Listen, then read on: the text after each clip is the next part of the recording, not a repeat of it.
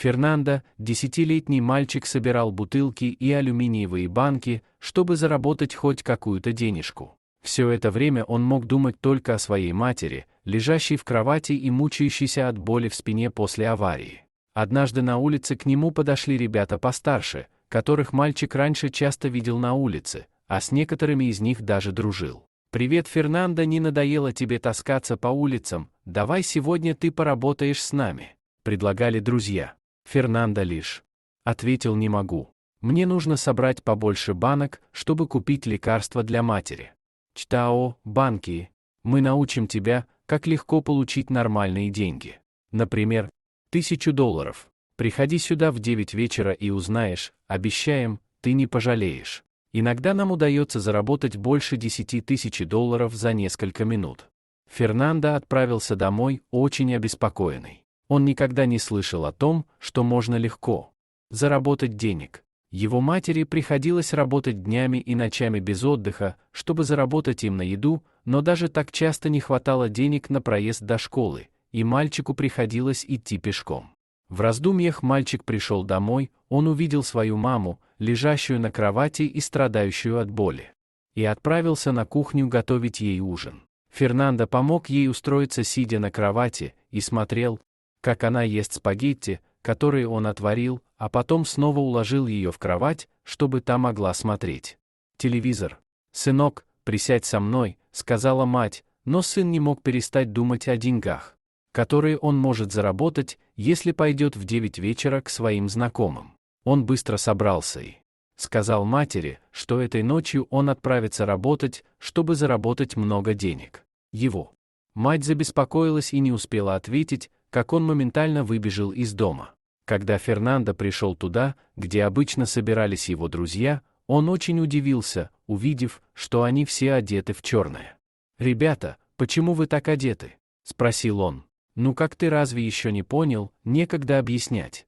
Держи маску». Ему дали черную маску, чтобы надеть, все остальные ребята накинули капюшоны и сказали: «Вот какой наш план. Мы пойдем в один очень богатый дом. Фернандо, ты самый маленький. Залезешь на крышу по этой лестнице, которую мы несем, а затем откроешь нам дверь. В этом доме некогда не горит свет, кажется, что его хозяева в отпуске или живут в другой стране». Фернандес не мог поверить, что он и правда собирается это сделать. Он никогда не был вором. Но он очень хотел заработать денег и помочь матери, поэтому он последовал плану друзей. Поднялся по лестнице на крышу дома и спрыгнул в сад, чтобы потом открыть дверь. Хотя у мальчиков были инструменты для взлома двери, им не пришлось ими воспользоваться, дверь не была закрыта на ключ. Но когда друзья увидели, какой роскошный внутри был дом, они сразу представили, сколько сокровищ могут там найти. Это был потрясающий особняк. Войдя внутрь, они сразу стали складывать в мешки все дорогие вещи, которые находили: часы, технику, статуэтки, все, что могли найти, пока не дошли до 2-го этажа. Они вошли в комнату и, подсвечивая фонариками, стали осматривать все, что могут украсть. Но неожиданно они услышали слабый голос. «Кто там ходит?» Они перевели фонарики на кровать и увидели лежащего старика на странной кровати, опутанной проводами. Казалось, что это было в больнице. Этот человек не мог двигаться, провода, связывающие его с аппаратурой, мешали ему. Это было очень грустное зрелище видеть старика в таком положении и слышать, как он просит их ничего ему не делать. Грусть и угрызение совести охватили Фернандо, который заплакал, осознав, в кого он превращается, в грязного вора. Вид этого мужчины как будто пробудил парня, вызвал у него сочувствие. Он сказал: «Я не могу так больше». Друзья обернулись к нему и сказали: «Ты что, сошел с ума? Надо просто заставить старика спать, положив ему подушку на голову, и все». Но Фернандес встал перед ними и сказал, чтобы те не смели подходить, так как он был готов на все, чтобы защитить старика. Друзья начали оскорблять его, называть идиотом, но тот не изменил своего мнения, повторяя, чтобы они не смели трогать пожилого человека. Тогда они напали на него и стали избивать, пока тот не потерял сознание. Когда он перестал двигаться, его приятели испугались, так как решили, что он мертв. Они быстро похватали все, что могли, и покинули дом, бросив лежащего на полу мальчика и испуганного старика в кровати. «Эй, ты в порядке?» – спрашивал старик. Но Фернандес не реагировал. Через минут 10 он очнулся и попросил прощения на коленях за то, что совершил, но мужчина взял его за руку и сказал, чтобы тот не делал этого, так как его сообщники могут навредить ему, если он их сдаст. «Я прощаю тебя, ты другой, ты хороший парень. Но ты не должен идти на поводу у плохих друзей, даже если твоей семье нужны деньги, а матери лекарства. Самое лучшее всегда это упорно работать». Удивленный Фернандо спросил мужчину, откуда тот знает, что его матери нужны лекарства, и мужчина ответил: «Мне 85 лет. Я прожил долгую жизнь, я могу понять, что происходит, просто перебросившись несколькими словами. Я вижу, что ты хороший мальчик, ты пришел в мой дом не просто так, ведь только вчера я просил Бога о помощи. Видишь ли, мои дети живут за границей, и они совсем обо мне забыли. Они наняли мне сиделку, но она делала все, что хотела. Я полагаю, что она обчистила дом еще до вас, и вот уже 2 дня ко мне никто не приходил. Я умираю от жажды и голода». Мальчик тут же напоил старика, а потом пошел на кухню и приготовил ужин из того, что было на кухне пожилого богача. Мужчина сказал: «Ты ангел, посланный мне Богом, чтобы спасти мне жизнь. Я отблагодарю тебя за то, что ты сделал. Посмотри на эту картину. За ней находится сейф с кучей денег, возьми столько, сколько нужно, чтобы положить твою маму в больницу, а потом возвращайся, я дам работу тебе и твоей матери». Мужчина сообщил мальчику пароль от сейфа и сказал, где лежат ключи от дома, чтобы Фернандо снова не пришлось лазить по крышам. Мальчик выбежал из дома в слезах, очень благодарный незнакомому мужчине, он отвез мать в больницу, и когда ее устроили в палате, рассказал ей о произошедшем.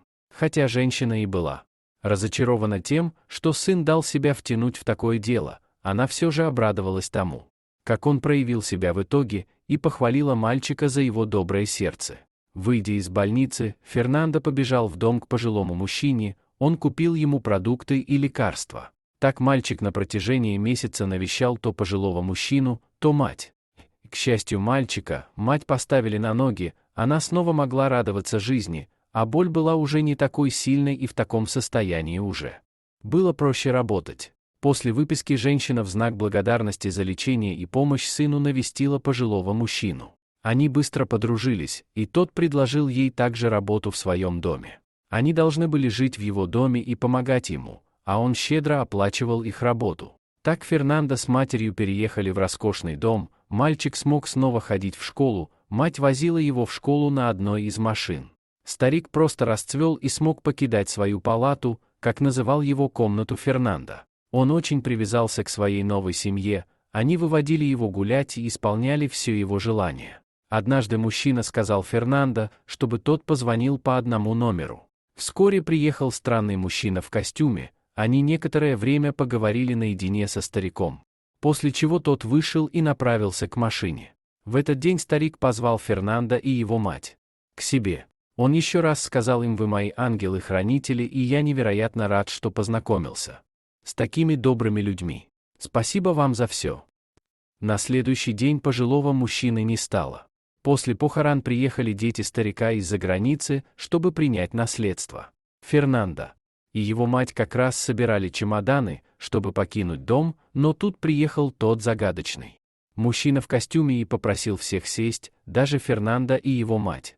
Он представился адвокатом покойного и зачитал завещание. Детям оставались накопления в банке в виде денег и золота.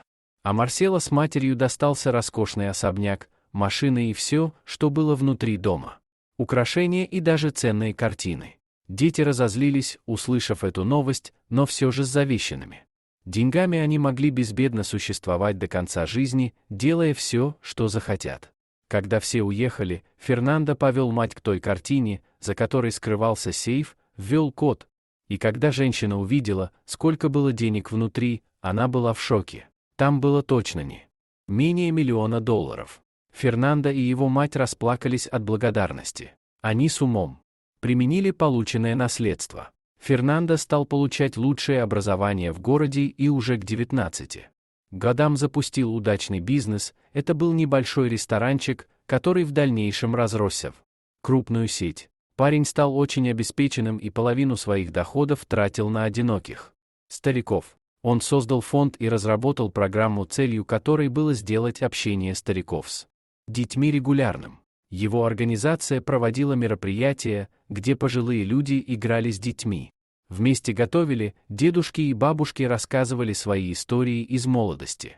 Фернандо понимал, что главное для стариков – это общение с молодым поколением, именно это придает им вдохновение и чувство удовлетворенности от жизни. Вот и конец истории. Обязательно навестите своих родителей, если давно у них не были, для них это очень важно. Спасибо за просмотр. Подписывайтесь на канал, где вы найдете еще много интересного. А также ставьте лайки и пишите комментарии, что думаете насчет этой истории.